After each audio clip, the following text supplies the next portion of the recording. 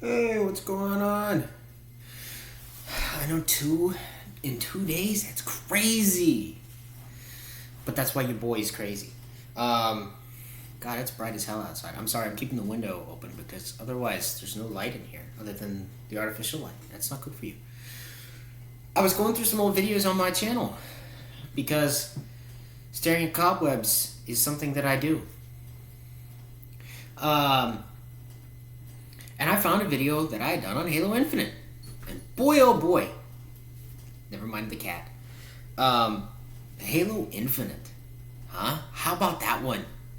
Man, if you're a fan of Halo, aren't you just overwhelmed?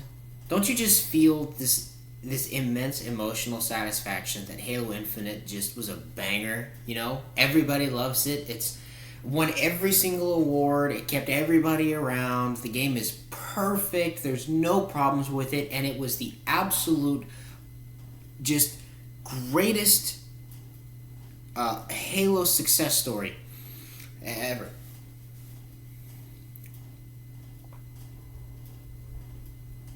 I wish. I wish I could say that's the case, but it's not.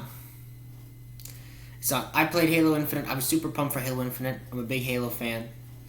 I've been playing Xbox for Jesus. I'm 27, so 20,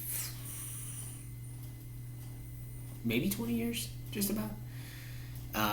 First Halo I ever played was Halo Reach on my cousin's 360, and then I went back and I bought Combat Evolved on the original Xbox, and I've played all of them since, except Spartan Ops because, or no, Spartan Assault, excuse me, because who cares about that?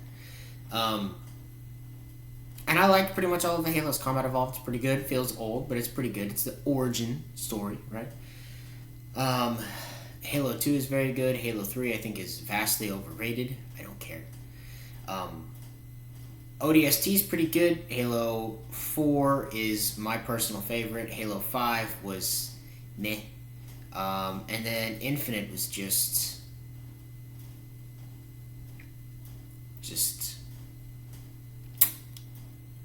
feels an awful lot like everything that could have went wrong did go wrong.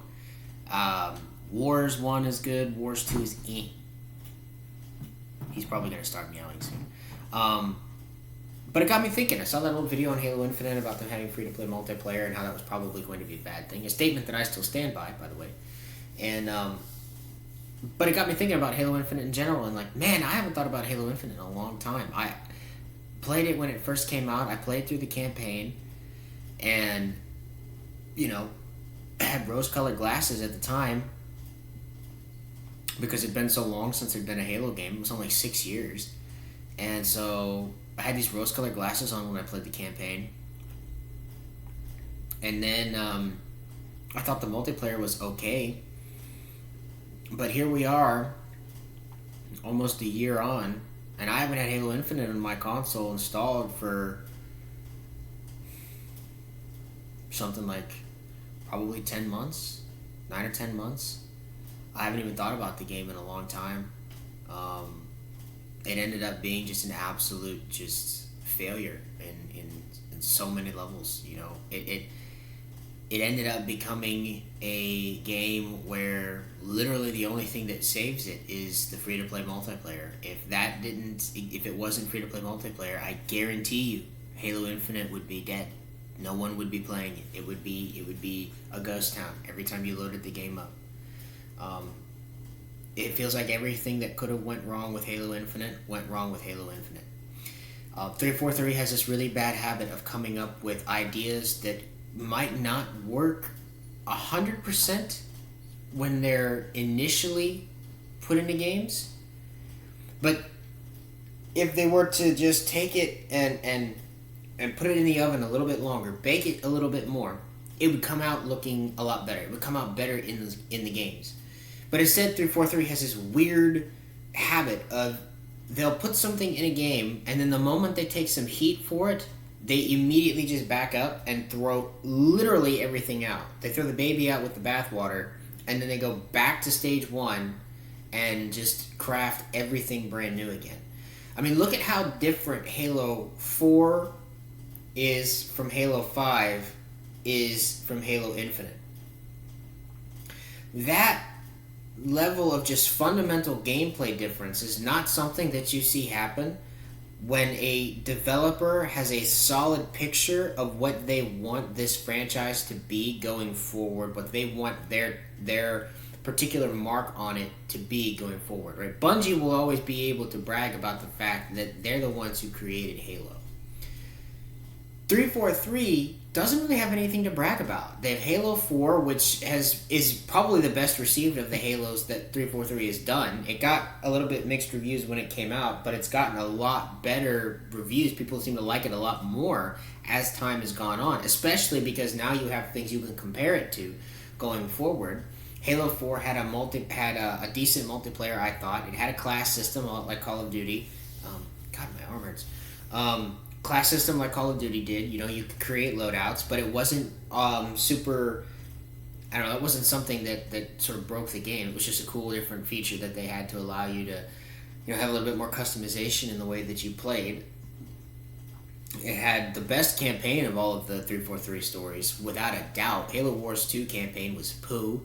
Halo 5's campaign was just terrible. It was so terrible that, speaking of things that 343 Industries introduces into a Halo game and then turns around and pretends never existed, how about the entirety of the Halo 5 campaign? Literally the whole thing. Doesn't matter. It's all gone. None of that matters. In Halo Infinite, I don't recall a single time that the events of Halo 5 are ever actually mentioned. The only thing from Halo 5 that made it into Halo Infinite is the fact that Cortana ended up turning on everybody. But literally that's it. Nothing about the Guardians. The fight isn't against her, it's against the Banished. It's like they had Halo 5 and Halo Wars 2, and Halo Wars 2 was better received than Halo 5. So, at least as far as the campaign was concerned. So it's like 343 said, you know what? Instead of having our campaign address Halo 5 in the direct sequel to Halo 5, we'll instead just pretend none of that exists, and we'll make the campaign for the new game reflective of Halo Wars 2. Why? We don't know why. Just aside from that, Halo 5 was just not well received by people, so we'll just, again, pretend that it doesn't exist and move on to something else, and everybody's gonna forget or something. And they're right, everybody did forget about Halo Infinite. It was an overwhelming success. If the goal was to make Halo forgettable, 343 knocked it out of the park. They did a damn good job, because boy howdy, people forgot about it. Had it installed, played it, uninstalled it. The multiplayer is not terribly great in my opinion. Again, I've never been a really big Halo multiplayer guy, but I don't particularly like it. I loved the Halo 4 loadout stuff. I thought that was really good. I actually liked a lot of things about Halo 5. It's weird, isn't it? It feels a little bit like Call of Duty. Now, I'm not a Call of Duty guy. I've got one video on my channel about Call of Duty Modern Warfare 2, reviewed the campaign. And I don't particularly like Call of Duty. I've played a couple of them. I played Finest Hour when I was younger with my brother and liked that one. I played the second one. I played Big Red 1. I played 3. I played some of 4. Modern Warfare 3 I played and I liked. I played a little bit of Modern Warfare 2, but it was didn't really care about that. Played the multiplayer and zombies in Black Ops 2, but never the campaign. Played the campaign of Black Ops 1. I actually really liked that one. Black Ops 3 didn't care about. It was Titanfall ripoff without any of the innovation or spirit or anything. Infinite Warfare, no. Black Ops 4, no. Modern Warfare 2019, my brother bought and I played and actually enjoyed the campaign on that. And then Modern Warfare 2. But the reason I bring that up is because it's interesting. If you watch Call of Duty YouTubers, particularly there's one in particular, Merc Music, that I watch. He's actually a really funny guy. I've been watching him for years and years and years. But he has this habit of, he's playing the current year's Call of Duty, and he's hyped about it in the beginning. And then there's a bunch of problems, and the community tries to get the developer to fix those problems. They never fix the problem. Then he spends the majority of the game complaining about it. The next trailer comes out for the new game, and he gets hyped about that. It drops, and he no-lifes it and says it's wonderful. And then he and the community start to discover all of these issues, and they start asking the developer for fixes. The developer doesn't fix it. He starts complaining about it, and then new trailer, and it's this cyclical thing that just happens over and over and over again. It's like an abusive relationship. and somehow they keep expecting this stuff to change. But one of the things that happens in that cycle is people look at the previous game and they start thinking about all of the things about the game that actually weren't that bad.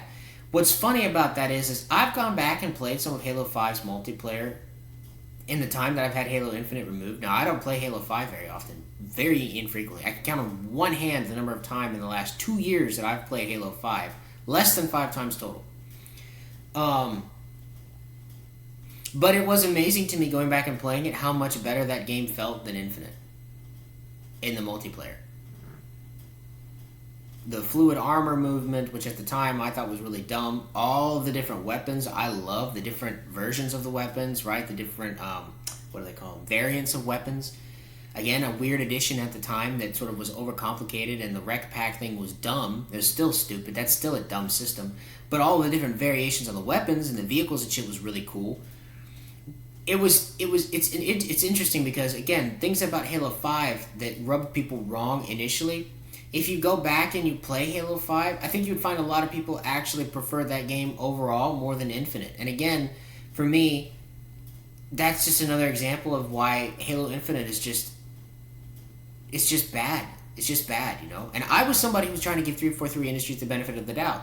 When Halo 4 came out and people were ragging all over it, I was like, look, Halo 4 is not that bad. I get the Didact might not be that great of a character, but literally everything else outside of the Didact is amazing. The Master Chief is handled wonderfully in that game. Him and Cortana's relationship is handled very well in that game. It's the first time they genuinely make him seem like a human being. The game was really good, save that the Didact was a bit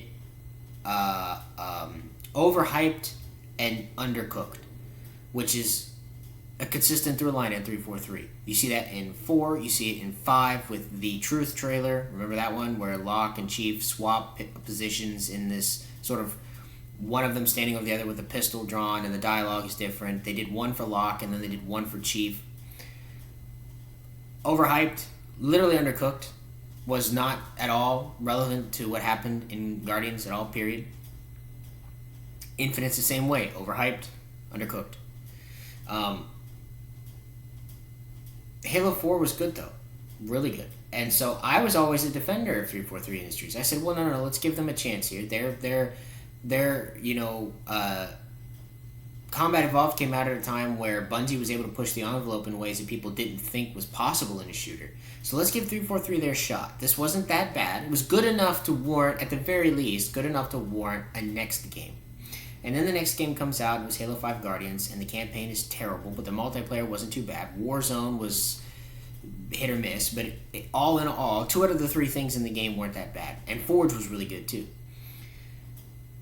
But people had a lot of animosity towards 343 post Halo 5 and a lot of doubts going forward. And again, I'm over here, the apologist, saying, well, okay, Halo Infinite's going to be an open world Halo, and I'm sure that 343 Industries is going to be able to figure it out. They're going to figure out how to adapt the formula to make it work for an open world. And then you get Halo Infinite, and it's just boring. Boring. They've got the silly little armor abilities. The zipline thing is cool. That's cool. But none of the cool armor movement is back. There's one fucking biome in the whole open world. A handful of vehicles. A handful of weapons, a campaign that actually could have been really, really good. But if you didn't play Halo Wars 2, you have no fucking clue what's going on because Atriox wasn't in Halo 5. So if you've never played Halo Wars 2 because you're not an RTS person, you have no fucking clue who this dude is. You got no idea. And you still have no idea, even if you play Halo Wars 2. Escherum's not in Halo Wars 2. He's a character that they created for Halo Infinite because they got rid of Atriox. Spoiler alert, he's not actually dead. But you think he's dead in the campaign. Why?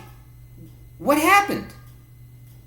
What happened? Everything that could have went wrong with Halo Infinite went wrong. And here we are like a year and a half later.